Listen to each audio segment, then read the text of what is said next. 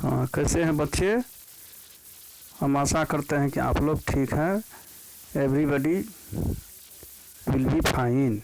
Today I shall discuss about new chapter rational number, class 8, subject maths. Student, as you know,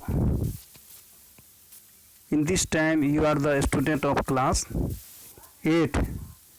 It means you are the student of senior class.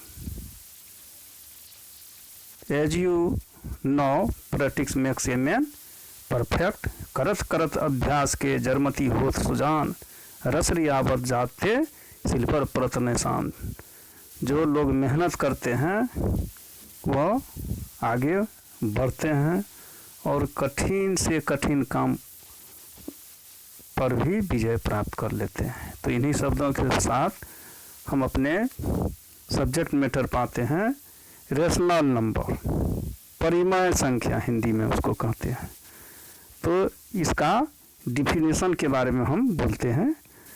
Any number which can be expressed as a by b and b equal to not 0 is called rational number. I repeat again. Any number which can be expressed as a by b and b equal to not 0 is called rational number. Examples के तौर पर लीजिए 5/8 - 3/4 7/-13 6 0 etc। तो आपने इसमें देखा, क्या देखे कि इसमें जो फ्रैक्शन के रूप में a by b है, इसमें इंटीजर्स का प्रयोग हुआ है। अब इंटीजर्स के बारे में आप पहले से जानते हैं। इंटीजर्स के साथ साथ कुछ और आपका जो क्लास पिछले क्लास है उसके बारे में जानना चाहिए, जैसे whole number 0 1 2 3, natural numbers 1 2 3 etc।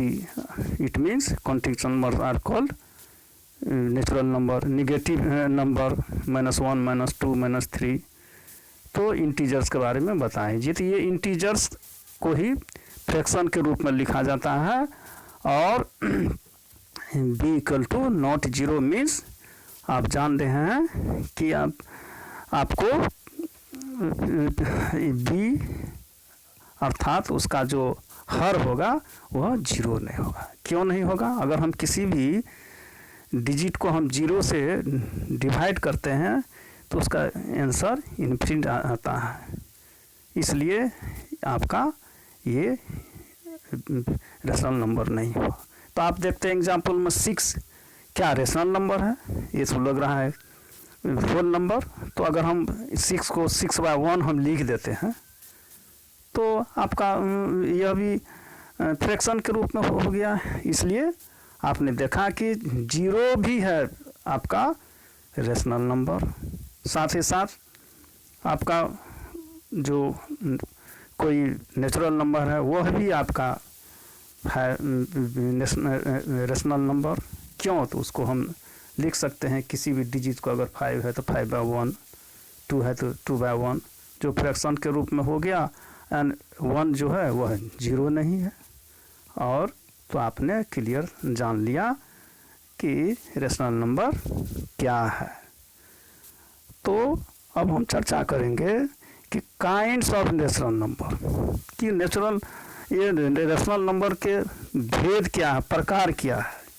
तो यहाँ देखिए इसके मेनली 2 भेद है, positive rational and negative rational. यहाँ देख लीजिए पॉजिटिव एंड नेगेटिव है। तो पॉजिटिव को हम डिफाइन करते हैं, ए rational number is said to be positive if its numerator and denominator are either both positive और both negative। अब देखिए इसमें बात हुई कि both positive और both negative। यहाँ एग्जाम्पल देखिए 5/7, तो 5 जो है वो पॉजिटिव नंबर है। 7 जो है ये पॉजिटिव है, तो 5/7 ये हो गया आपका पॉजिटिव रेशनल। अब देखिए -2/3 ये बोथ साइन जो है वह निगेटिव में है, अर्थात ये माइनस माइनस कैंसिल होके क्या हो जाएगा 2/3। इसलिए माइनस अगर बोथ प्लेस पर है नोमिनेटर एंड डिनोमिनेटर के पहले, तो भी यह आपका पॉजिटिव रेशनल नंबर होगा। अब चलिए negative rational number. A rational number is said to be negative if its numerator and denominator are of positive sign. अब फिर I repeat again, a rational number is said to be negative if its numerator and denominator are of the positive sign.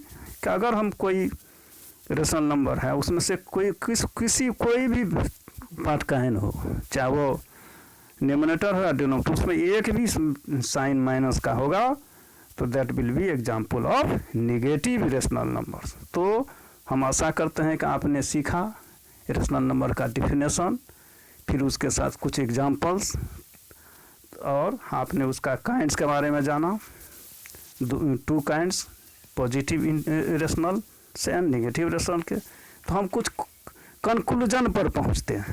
क्या conclusion?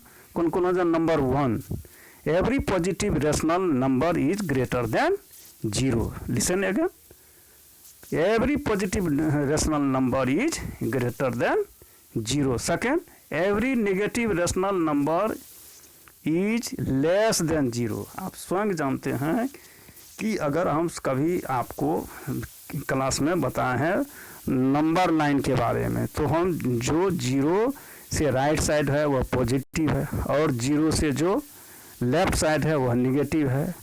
और आपको हम already बता चुके हैं कि माइनस वाली जो संख्या है वह 0 के लेफ्ट साइड में है, और हर लेफ्ट साइड वाली संख्या राइट साइड वाली संख्या से छोटा होता है। तो इस व्यू से भी आपने जाना कि every negative rational number is less than 0, और ये तो आपको क्लियर है कि every positive number is greater than 0, क्योंकि नंबर 9 पर आपने देखे हैं कि जो भी आपका पॉजिटिव नंबर होता है right side of 0, therefore every positive rational number is greater than 0. Now I hope that this both conclusion is clear.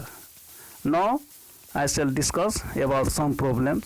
आपके जो सिलेबस में है उसके आधार पर देखिए question number 1, express -3/5 as a rational number with denominator. अब डिनोमिनेटर के बारे में आप जानते हैं, लो पार्ट अर्थात हर, हिंदी में इसको हर कहते हैं, ऊपर वाले को अंश कहते हैं।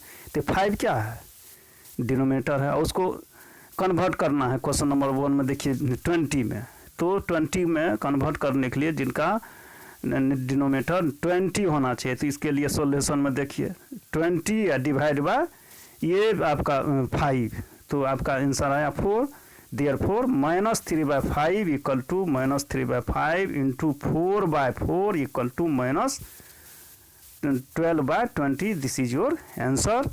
तो आपने देखा कि अगर हम किसी भी फ्रैक्शन को उसके डिनोमिनेटर दिया हुआ हो उसमें आपको कन्वर्ट करना है, तो हम इस के डिनोमिनेटर से इस डिनोमिनेटर में बड़े वाले में हम डिवाइड देते हैं, जो रिजल्ट था उससे हम मल्टीप्लाई करते हैं। नेक्स्ट क्वेश्चन -30, तो -30 में हम 5 से जो डिनोमिनेटर था उस डिनोमिनेटर से इस 30 में भागा दिया डिवाइड किया, तो आया आंसर 6।